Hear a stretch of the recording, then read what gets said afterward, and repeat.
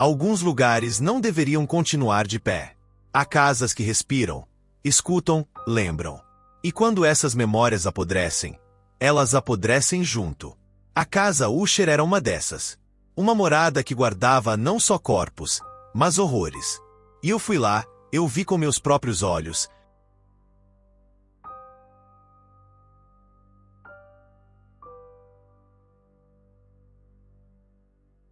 Capítulo 1 – A Chegada.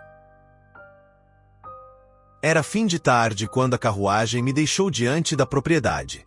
O céu, opaco, estava tingido de cinza esverdeado. Um lago imóvel refletia uma casa decrépita, de janelas como olhos mortos. As árvores em volta pareciam arqueadas pelo peso do próprio tempo. Recebi uma carta de Roderick Usher, meu velho amigo de infância. Um clamor desesperado. Ele dizia estar adoecendo, mental e fisicamente, e precisava da minha presença. Algo em suas palavras me perturbou. Não pela fragilidade, mas pela insanidade velada entre as linhas. Ao atravessar os portões de ferro, senti uma repulsa inédita. Não era medo comum. Era como se os degraus do casarão absorvessem meus passos, como se a casa soubesse que eu estava ali. Roderick me recebeu com um sorriso torto e olhos afundados em olheiras negras. Sua pele era quase translúcida. O cabelo, antes escuro e forte, agora era uma massa prateada e desordenada. Mas o que mais me atingiu foi o silêncio da casa. Não havia serviçais. Não havia sons.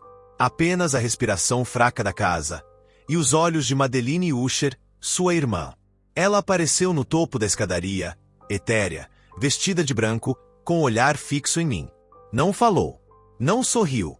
Apenas observou e desapareceu pela sombra do corredor. Capítulo 2 – A Decadência. Nos dias seguintes, convivi com a rotina morta da casa. Roderick passava horas tocando músicas dissonantes em seu cravo. Dizias que os sons acalmavam a entidade do teto. Conversas eram raras, sempre marcadas por pausas e olhares fixos para os cantos escuros da sala. Ele dizia ouvir sussurros vindos das paredes. Madeline, por sua vez, estava cada vez mais reclusa, sempre pálida, sempre vagando. Uma noite, Roderick me confidenciou que a casa estava viva.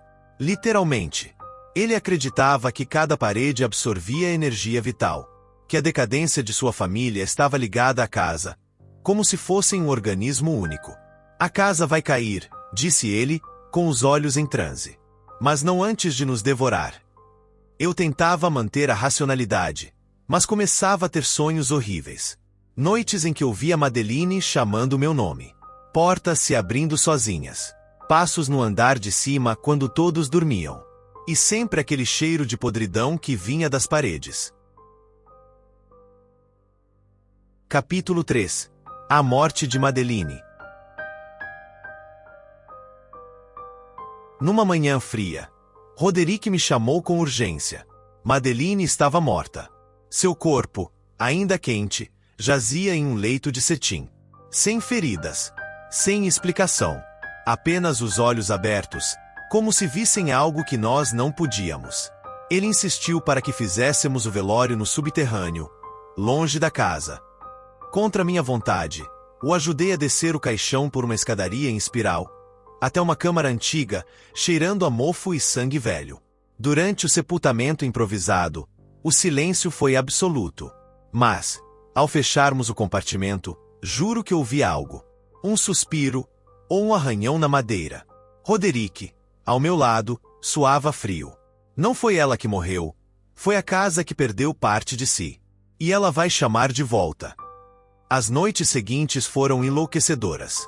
Sons de unhas arranhando madeira. Risos infantis. Passos molhados no corredor.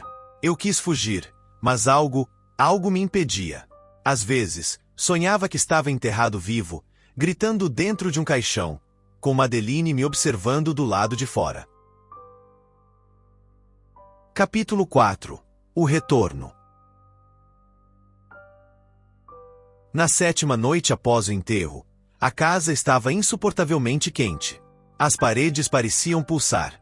Roderick estava sentado no salão, completamente fora de si, murmurando palavras sem sentido. De repente, todos os lampiões se apagaram ao mesmo tempo. A casa ficou submersa em escuridão. E então, os gritos começaram. Passos pesados desciam da escada. O som de unhas rasgando madeira. Algo gemia. Algo vinha em nossa direção. E então, ela apareceu. Madeline. Em carne e osso. Ou o que restava dela. O vestido rasgado, os olhos vazios, a boca manchada de sangue. Roderick caiu de joelhos. Ela veio, a casa trouxe, ela é parte dela agora. Madeline não falou. Apenas caminhou até o irmão, abraçou-o com força sobrenatural. E ambos caíram, como marionetes sem fio. Capítulo 5. A queda. Eu fugi. A casa tremia. As paredes gritavam. O teto ruiu aos poucos. As árvores em volta queimavam sem fogo.